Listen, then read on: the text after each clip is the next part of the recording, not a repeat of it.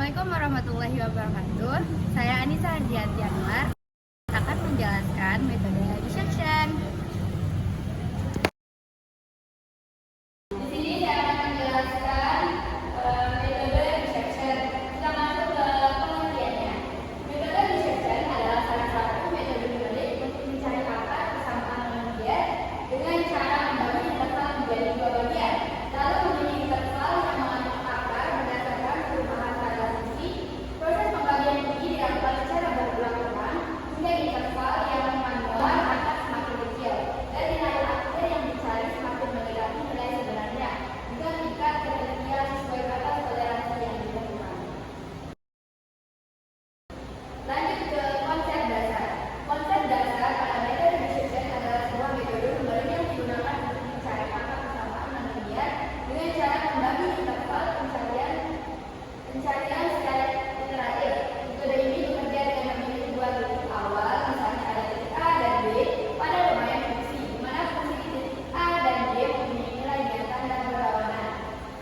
Misalnya nih ada titik A dan B, titik A dan B ini mempunyai tanda berlawanan, di sana yang A-nya negatif, yang B-nya positif, baru dia membuat akar.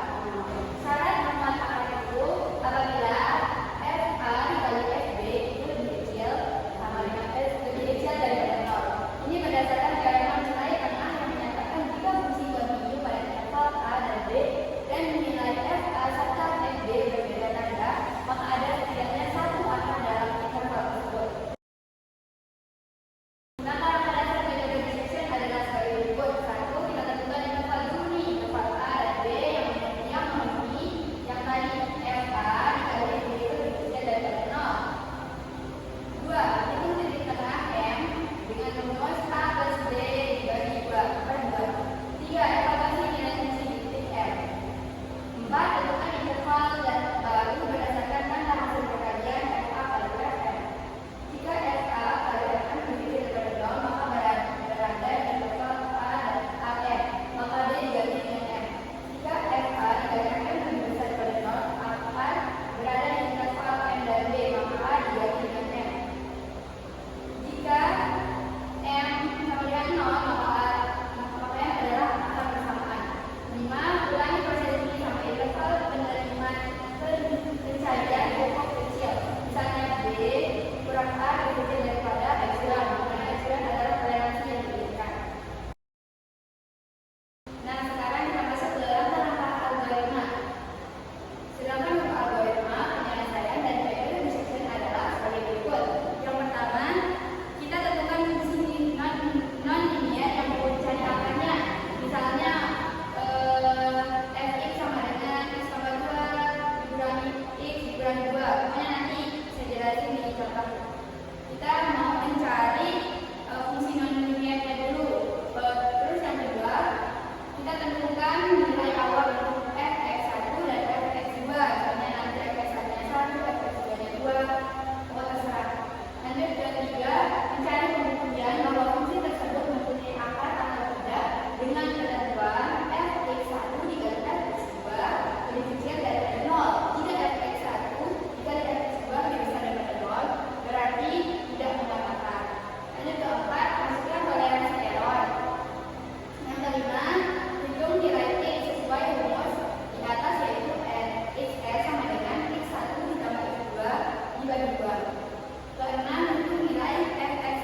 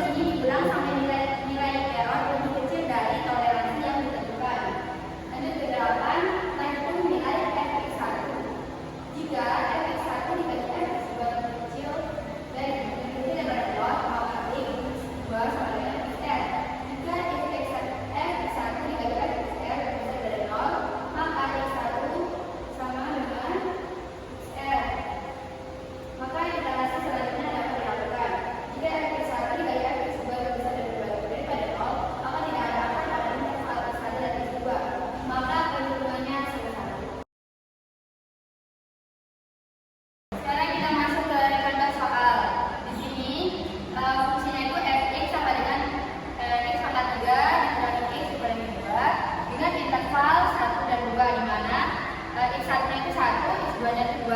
Toleransi errornya itu 10 pangkat 4 atau 0,0001. Kita lanjut ke penyelesaian. Pertama, kita mencari nilai fx1 dan fx2. Di sini kita masukkan x1-nya ke fx1. Jadinya itu 1 pangkat 3 dikurangi 1 dikurangi 2. 1 kurangi 3 hasilnya 2. Lanjut, kita masukkan x2-nya. fx2 sama dengan 2 pangkat 3 dikurangi 2 dikurangi 2 hasilnya itu 8 kurangi 4 dan hasil akhirnya itu 4. Lanjut, kita membuktikan fungsi apakah mempunyai akar apa tidak. Nah, di sini kita punya syarat, yaitu fx1 dikali fx2 itu harus lebih kecil daripada 0 baru dia memuat akar. Kita masukkan tadi hasil dari fx1 min 2 dikali 4 lebih kecil daripada 0 dan hasilnya itu min 8 lebih kecil daripada 0. Buktikan bahwa di interval 1, 2 ini ada memuat akar. Lanjut, kita mencari nilai titik tengah atau xr. Nah, di sini rumusnya itu x1 ditambah x2 per 2, di mana kita masukkan interval yang tadi 1, 2, 1 ditambah 2 per 2, hasilnya itu 3 per 2 atau 1,5. Lanjut, kita mencari nilai fxr. Kita masukkan xr tadi, kita masukkan ke dalam rumus fungsi, di mana rumusnya kan tadi fx sama dengan x pangkat 3 dikurangi x dikurangi 2. Kita masukin tadi kan hasil xr-nya itu kan 1,5. Kita masukin nih fxr sama dengan 1,5 di pangkat 3 dikurangi 1,5 dikurangi 2 hasilnya itu 3,35 dikurangi 1,5 dikurangi 2 hasilnya itu 1,85 dikurangi 2. Jadi hasil akhir dari fxr itu adalah minus 0,125. Nah, karena fxr-nya belum mendekati nilai toleransi error, maka kita lanjut ke iterasi. Kita harus mencari interval baru. Kita harus memberikan interval baru nih untuk lanjut ke iterasi, karena kan belum mendekati nilai toleransi error. Makanya kita pakai iterasi. Lanjut ke iterasi pertama, yaitu xr sama dengan kan interval barunya itu 1,5 sama 2. Jadi xr sama dengan 1,5 ditambah 2 per 2 hasilnya itu 1,75. Langsung kita masukkan ke fungsi f 1,75. Nilai dari xr ini kita masukin ke fungsi f 1,75 sama dengan 1,75 di pangkat 3 dikurangi 1,75 kurangi 2 sama dengan 5,359 dikurangi 3,75 sama dengan 1,609. Nah, karena fxr juga belum mendekati nilai toleransi error, maka kita lanjut ke iterasi selanjutnya. Iterasi kedua. Di sini kita ada interval baru lagi, yaitu 1,5 dan 1,75. Nanti kita masukin ke rumus xr untuk mencari nilai tengahnya. Nah, xr sama dengan 1,5 ditambah 1,75 per 2, hasilnya itu 1,625. Nah, di sini kita masukin hasil dari xr itu ke fungsi, yaitu f 1,625 sama dengan 1,625 pangkat 3 dikurangi 1,625 dikurangi 2. Hasilnya itu 4,29 dikurangi 3,625 dan hasil akhirnya itu adalah 0,665. Ini sebenarnya belum mendekati nilai toleransi error, tapi saya cuma menjelaskan sampai iterasi 2 saja.